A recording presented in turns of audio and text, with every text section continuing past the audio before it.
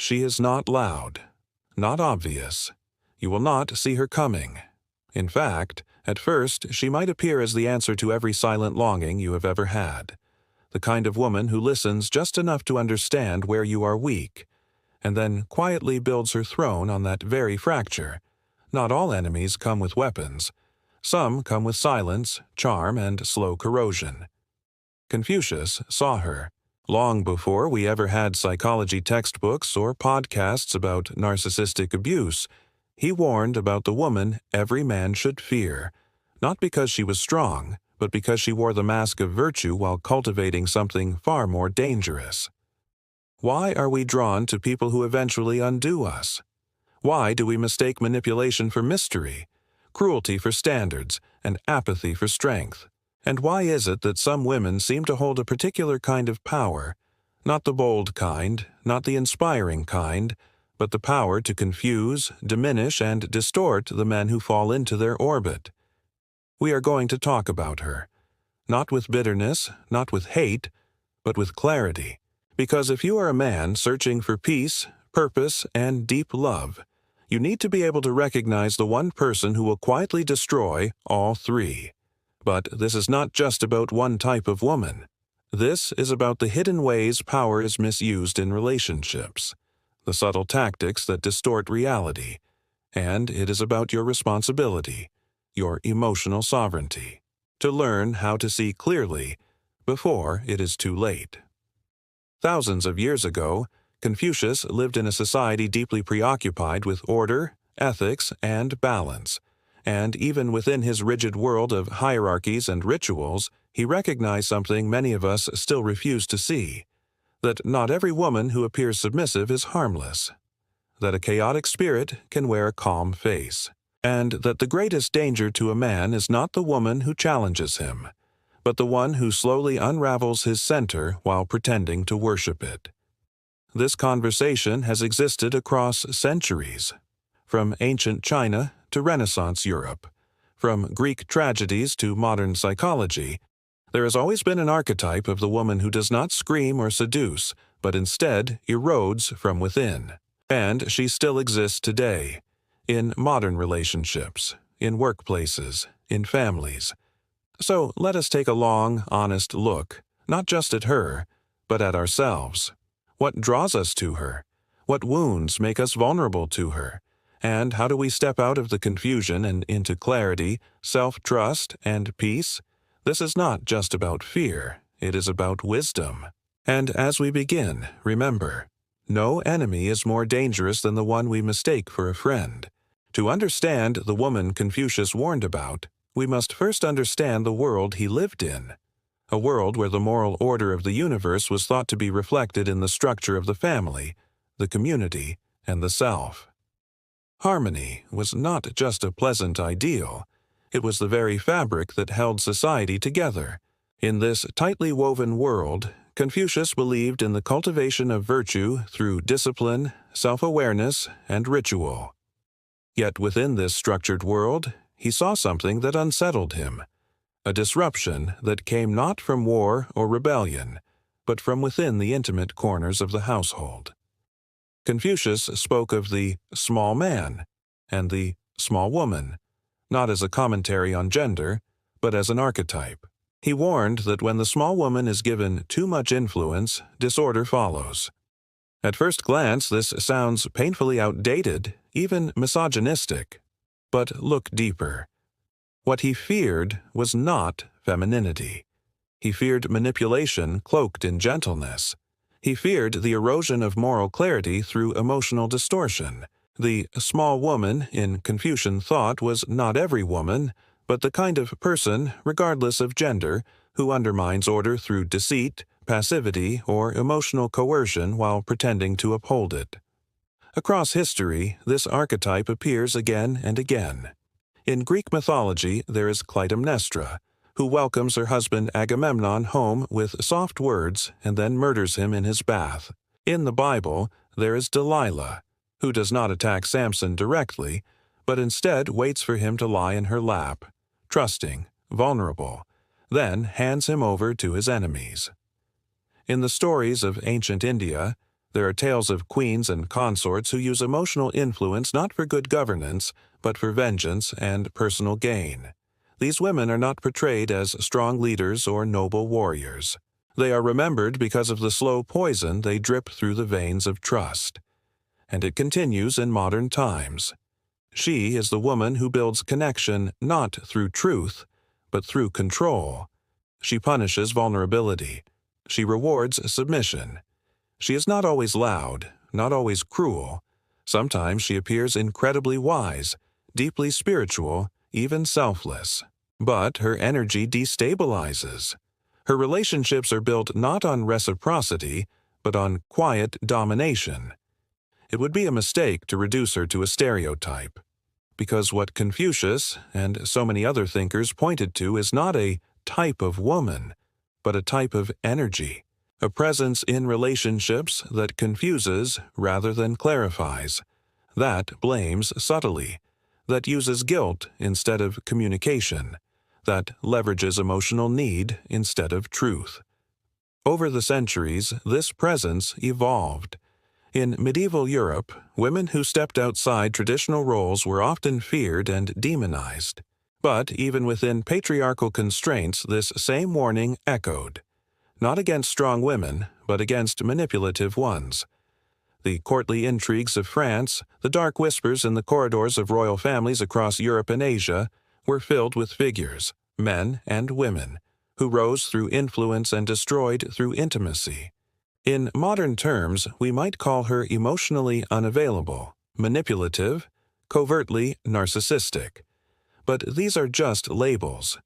The real danger lies in the dynamic she creates. It is a dynamic that begins with charm, escalates to confusion, and ends in emotional disorientation.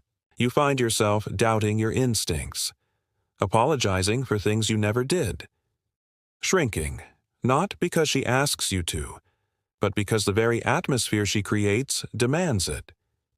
And yet, we are still drawn to her, because something in her resembles what we have been taught to desire. She is often mysterious. She withholds attention in a way that feels like a challenge. She gives just enough affection to keep you hooked, but never enough to feel safe. In a world that teaches men to seek validation through conquest, she becomes the ultimate conquest. But this is not love. This is entrapment. The evolution of this dynamic mirrors our own confusion about power and vulnerability. Confucius lived in a world that prized restraint, hierarchy, and clarity. Today, we live in a world of blurred boundaries, where self-expression often takes precedence over self-mastery, and where emotional manipulation can hide beneath the banner of empowerment. The danger Confucius spoke of is not gone. It has just changed its costume. So, what has actually changed? We now have language, psychology, research. We can describe gaslighting, emotional abuse, codependency. But despite all this awareness, the pain remains. Men still walk into relationships that drain them. Women still find ways to wield control through emotion when they feel disempowered in other ways. And our society still confuses toxicity with strength, confusion with passion, and control with leadership. What has not changed is the need for discernment. Confucius was not warning us to fear women. He was calling us to grow in wisdom, to recognize that not every emotional connection is nourishing, that not every partner builds with you. Some quietly dismantle you and call it love. This script, this journey we are on together, is not about condemnation. It is about clarity, because too many men, especially those with tender hearts and deep minds, fall into the hands of someone who exploits that very tenderness. The woman every man should fear is not evil. She is often broken, but her brokenness becomes a weapon. And unless you have healed your own wounds, you will not see the blade until it is too deep to remove without bleeding. So ask yourself, why am I drawn to what confuses me? Why do I stay loyal to someone who constantly makes me question my worth? What part of me believes I must earn love through suffering? These questions have echoed across time. from the scholars of ancient China to the poets of Sufi mysticism, from Shakespeare to Freud. And the answer is never simple, but it begins with the courage to see clearly. Confucius gave us that clarity. He was not perfect. His views were shaped by his time, but he understood this. When virtue is replaced by manipulation, when clarity is clouded by charm, and when loyalty is demanded but not returned, there is no peace, no growth, no harmony. We must stop confusing chaos with depth. We must stop romanticizing confusion. And we must begin to look not only at who we allow into our lives, but at why we allow them to stay. Now that we have traced the historical and cultural roots of the woman Confucius cautioned against, it is time to explore what modern psychology can teach us about this archetype, the subtle emotional dynamics she embodies, and how they affect the men who encounter her. At the heart of this dynamic lies a fundamental tension between power and vulnerability, control and freedom, clarity and confusion. Modern psychology provides us with language and frameworks to better understand these tensions, revealing patterns that have existed for millennia, often disguised by social norms and cultural scripts. One of the most useful concepts here is emotional manipulation. This is not the obvious aggressive manipulation you might imagine, but a slow, strategic erosion of your emotional boundaries. It can take the form of guilt-tripping, silent treatment, feigned helplessness, or selective withdrawal of affection. This type of manipulation works because it exploits one of our deepest human needs, the need to belong and be loved. Imagine a dance where the music changes unpredictably. Sometimes it is slow and tender, other times cold and distant. You keep adjusting your steps to catch the rhythm, desperate not to miss the moment of connection. That is what it feels like to be caught in this emotional push and pull. The woman Confucius warned us about does not lead openly. She leads invisibly, through subtle cues and emotional shifts, keeping you off balance and constantly seeking her approval. A related psychological pattern is the covert narcissist. Unlike the classic narcissist who is openly grandiose and demanding, the covert narcissist operates under the radar. She is often quiet, introverted, or even shy on the surface, but harbors a deep sense of entitlement and a need for control. Her weapon is emotional invisibility, combined with strategic vulnerability. She appears to need your help, your reassurance, your patience. Yet behind this facade is a constant calculation aimed at maintaining power without appearing to dominate. This dynamic can be devastating to a man who values honesty and emotional safety. The covert narcissist is a master of what psychology calls gaslighting, making you question your own perceptions and memories until you begin to doubt your reality. When your sense of self becomes unstable, she gains power by default because a confused man cannot set clear boundaries. But why do men fall into this trap? Part of the answer lies in our social conditioning around masculinity. From early childhood, many men are taught to be protectors, problem solvers, and providers. Expressing vulnerability is often discouraged or punished. As a result, men can become vulnerable to women who weaponize emotional neediness or passivity because men are trained to fix problems and rescue those who appear broken. Psychologists refer to this as the rescuer syndrome or the codependency loop, a pattern where one person's emotional instability activates the other as desire to fix, soothe, or control. This dynamic can become addictive, creating a cycle of frustration and confusion where genuine intimacy is replaced by emotional exhaustion. Another psychological framework that adds depth to this understanding is Carl Jung's archetype theory. Jung believed that our unconscious minds carry universal symbols and characters, archetypes that shape our relationships and behaviors. The woman Confucius exposed fits the shadow side of the archetype known as the anima, the feminine inner figure that influences a man's psyche. In its light form, the anima represents creativity, empathy, and emotional depth, but in its shadow form it can become a force of chaos and confusion, pulling a man away from his true self. The woman who manipulates through emotional opacity embodies this shadow anima. She invites a man into a dance of illusion, where he loses contact with his center and begins to live according to her shifting moods rather than his own values. This Jungian lens reveals something crucial. The danger is not just external, but internal. The woman who destabilizes is also a mirror, reflecting parts of yourself you may have ignored or denied, your own fears, insecurities, and shadow traits. To navigate this dynamic safely, a man must develop not only emotional intelligence but also deep self-awareness. Modern research in attachment theory also illuminates this dynamic. Attachment styles, secure, anxious, avoidant, and disorganized, shape how we relate to others emotionally.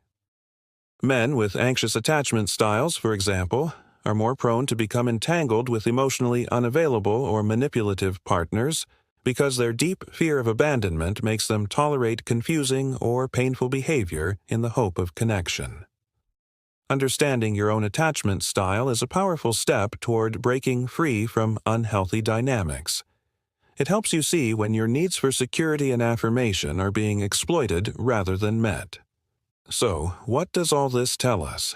The woman every man should fear is less about gender and more about a relational pattern, a way of being that uses emotional manipulation, invisibility, and confusion as tools of control. She embodies the covert narcissist's silent domination, the gaslighter's subtle distortion, and the shadow anima's disorienting pull. And the man who falls victim is often the one carrying wounds of his own, wounds that make him vulnerable to her particular brand of power. But here is the hopeful truth. This is not a trap without an exit. Modern psychology and ancient wisdom agree on one thing. Growth begins with awareness. When you learn to recognize these patterns, when you develop emotional boundaries and cultivate your inner center, you begin to reclaim your power. You stop being the dancer chasing a shifting rhythm and become the musician choosing the song. Pause for a moment. Reflect on the relationships in your life. Have you ever felt pulled into confusion or doubt about yourself because of someone else's emotional behavior? Have you found yourself trying harder and harder to gain approval, only to feel more lost? Can you identify moments when you sacrificed your own peace for the sake of maintaining a fragile connection? These questions are not easy, but they are necessary, because understanding the psychology behind this archetype is the first step toward healing the wounds that make you vulnerable, and toward recognizing the difference between love that frees and love that binds. We are not helpless in the face of these dynamics. With insight, boundaries, and self-trust, you can navigate relationships with clarity and confidence, and that journey begins with knowing who you truly are beneath the confusion. Understanding the woman Confucius warned us about is not just an academic exercise. It is a matter of the heart, mind, and soul. The consequences of encountering this presence, whether consciously or unconsciously, ripple through every layer of a man's life. His sense of self, his relationships, his career, and his inner peace. To truly grasp the weight of this archetype's influence, we must step into the emotional landscape that unfolds when her energy takes root. Imagine a man slowly losing his footing on solid ground, not through violence or overt betrayal, but through subtle shifts in emotional gravity. At first, the changes seem small, almost imperceptible. A question here, a slight withdrawal there. But over time, these small tremors destabilize the foundation of his self-trust. He begins to second-guess his memories, his feelings, even his intuition.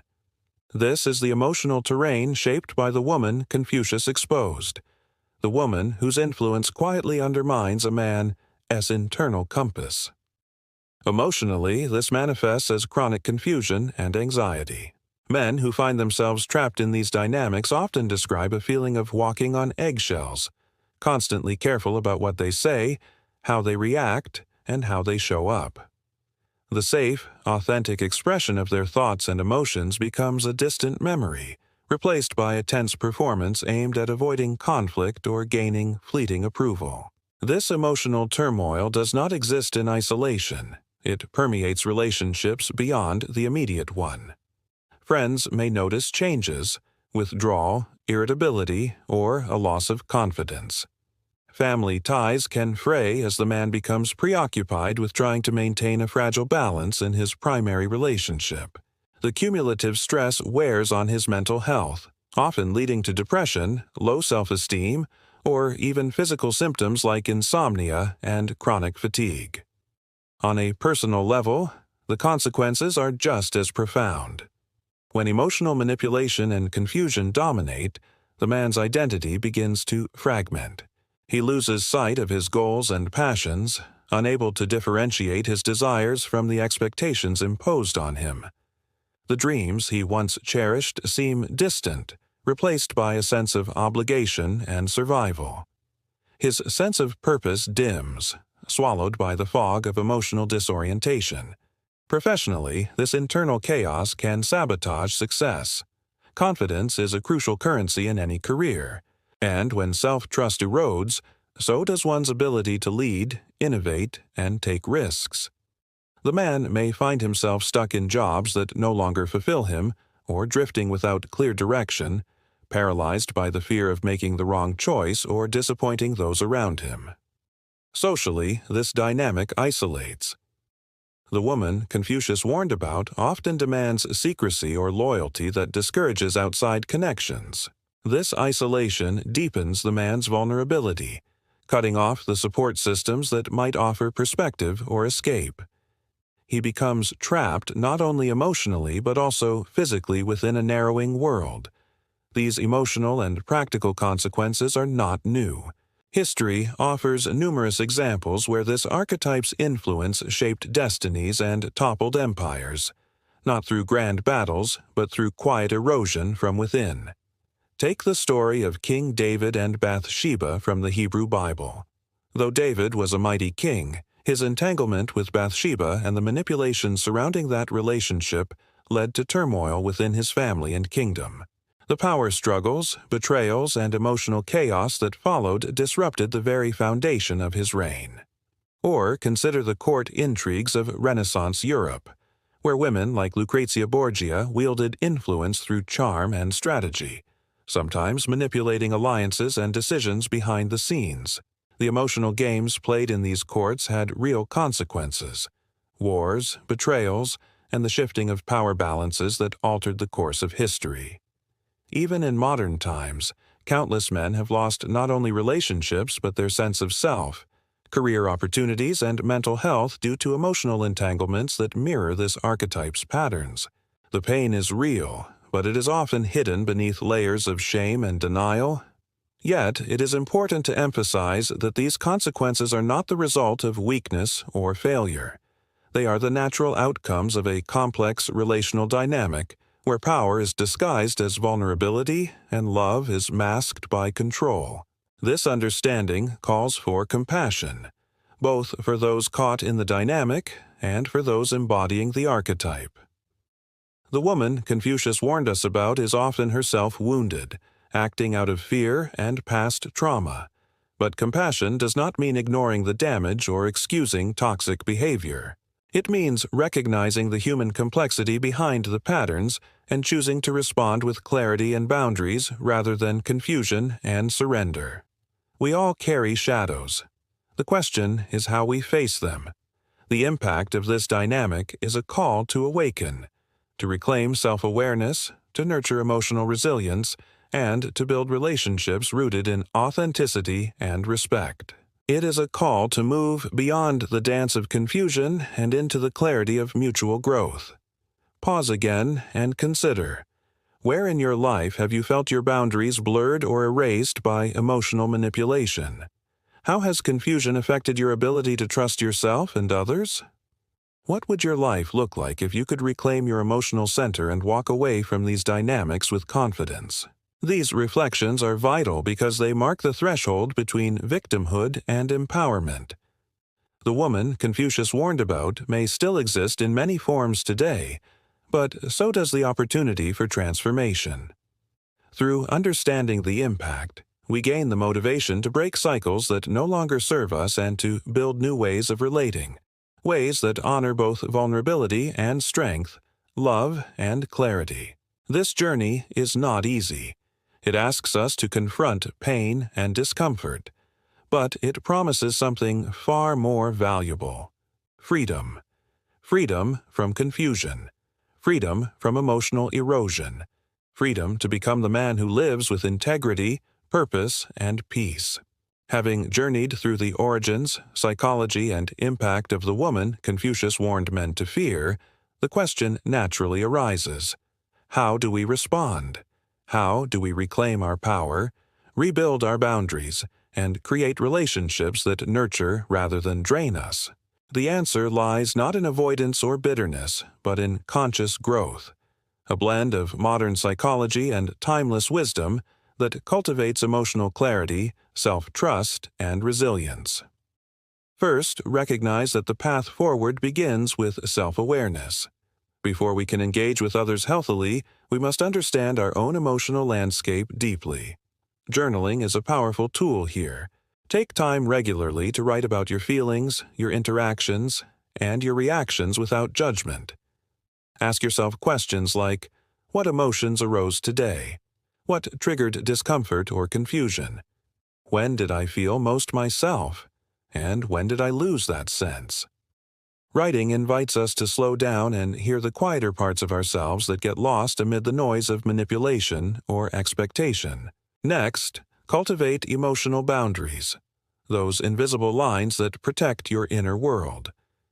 Setting boundaries is not about building walls, but creating healthy limits that allow connection without self-sacrifice. This requires practice.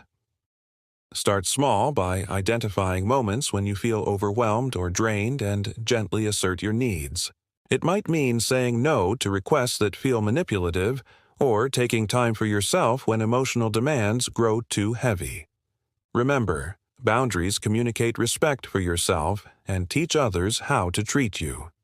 Cognitive behavioral therapy, CBT, techniques can help untangle the cognitive distortions that often arise in these dynamics. For example, a common pattern is catastrophizing, imagining worst-case scenarios when faced with conflict or emotional distance. Challenge these thoughts by asking, what evidence do I have that this will happen? What are alternative explanations? CBT encourages us to question automatic reactions and replace them with balanced perspectives, reducing anxiety and enhancing clarity. At the same time, embrace mindfulness and meditation practices. These ancient techniques reconnect us with the present moment and our embodied selves. When confusion and emotional turbulence arise, mindfulness allows us to observe without immediate reaction, creating space between stimulus and response. Over time, this space cultivates emotional regulation and prevents us from being swept away by manipulative emotional currents.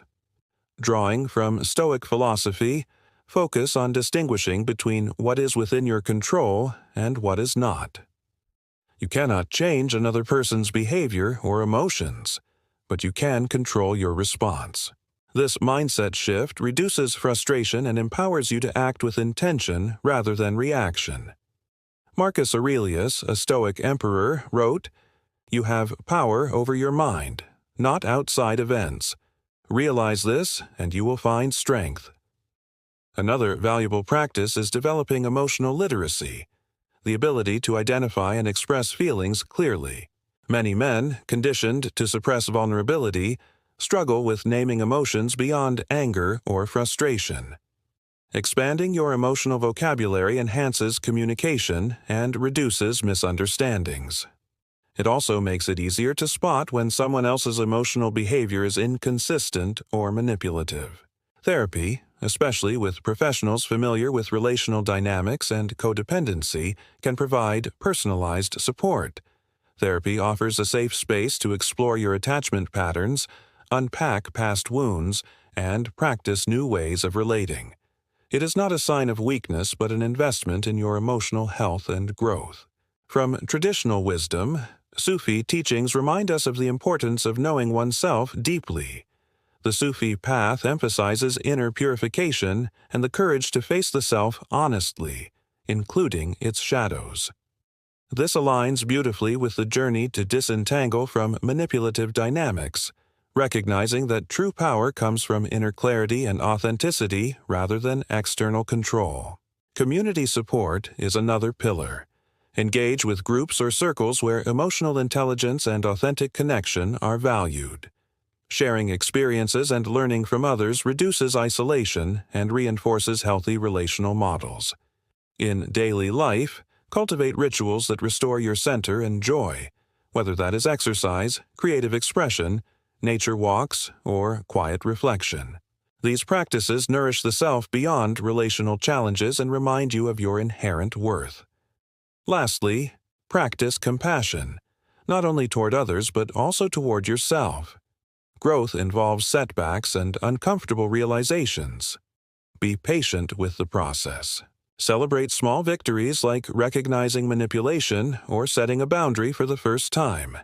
Each step forward rebuilds your foundation. Pause here to consider.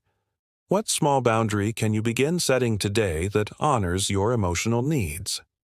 How might regular journaling or mindfulness create space for your authentic self to emerge? Where could you seek support or guidance to deepen your understanding and healing? The woman Confucius warned about may still appear in your life, but she no longer needs to hold power over you.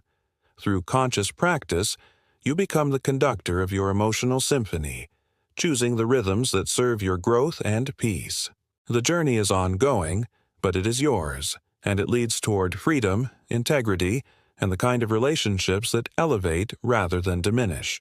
As we come to the close of this exploration, it becomes clear that the woman Confucius warned every man to fear is not simply a person, but an archetype, a force that challenges our understanding of power, vulnerability, and identity.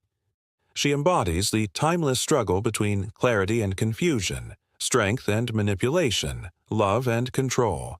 Her presence invites us to look inward, to confront shadows we might otherwise avoid, and to emerge stronger on the other side. This journey we have taken, from ancient wisdom to modern psychology, from emotional pain to practical healing, is a reminder that the human experience, with all its complexity, remains deeply interconnected across time and culture. Confucius's caution was not a warning to demonize women, but a call to develop emotional intelligence and self-mastery, qualities that transcend gender and era. It was a call to every man, and indeed to every person, to cultivate awareness, boundaries, and courage in the face of relational challenges. When we allow ourselves to see the patterns that shape our interactions, we reclaim the power that confusion and manipulation seek to steal. We learn to recognize when our emotional compass is being distorted, and we practice the difficult but rewarding art of holding our own truth. This does not mean closing off to others or avoiding intimacy. Rather, it means engaging from a place of groundedness and authenticity, where vulnerability is met with respect and power is wielded with integrity. In reflecting on this, consider how many moments in your own life have been shaped by unseen forces, emotional currents that pulled you off course or blurred the boundaries between who you are and who others wanted you to be. These moments are invitations, not condemnations. They ask us to step into the light of self-awareness and to choose differently. We have also seen that this archetype's influence, though often hidden in subtle manipulation or emotional complexity, has had profound consequences throughout history. From ancient kings to modern relationships, the challenge remains the same. How do we balance connection with autonomy, love with respect, and power with humility? The answer lies in the ongoing work of self-mastery. This work is neither quick nor easy, but it is the foundation for meaningful growth and true freedom. It requires patience, compassion, and the willingness to embrace discomfort as a teacher rather than an enemy. And here is the hopeful truth. No matter how deeply confused or controlled you may have felt in the past, it is never too late to reclaim your center. By practicing self-awareness, Setting healthy boundaries and cultivating emotional resilience, you build a life that reflects your deepest values and truest self. In the spirit of Confucius's wisdom, ask yourself, what does it mean to live with integrity in my relationships? How can I honor both my needs and the needs of others without losing sight of who I am? What steps can I take today to move from confusion to clarity, from fear to courage? These questions are not just intellectual exercises, but invitations to transformation. They call us to become men and women of depth, people who navigate the complexities of human connection with grace, strength, and authenticity. As you reflect on this journey, remember that you are not alone. Across history and culture, countless others have faced these same struggles and found ways to rise above them. Your path is part of a larger story of human growth and awakening. So pause now. Take a deep breath. Feel the weight of these words settling within you. And consider, how will you carry this wisdom forward into your life? How will you embody the lessons of self-awareness, boundaries, and emotional strength in your relationships and beyond? The woman Confucius warned us about is not a figure to be feared in the shadowy sense, but a mirror reflecting the parts of ourselves that demand courage and care.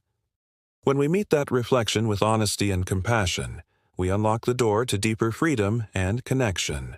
This is the invitation before you, a chance to live with greater purpose, clarity, and peace. It is a challenge and a blessing wrapped into one. Thank you for walking this path with me. May the wisdom of the past guide you, and may your own journey be rich with insight and growth. As we close this chapter of exploration, I want to speak directly to you, because this is not just a story from the past or a distant philosophy.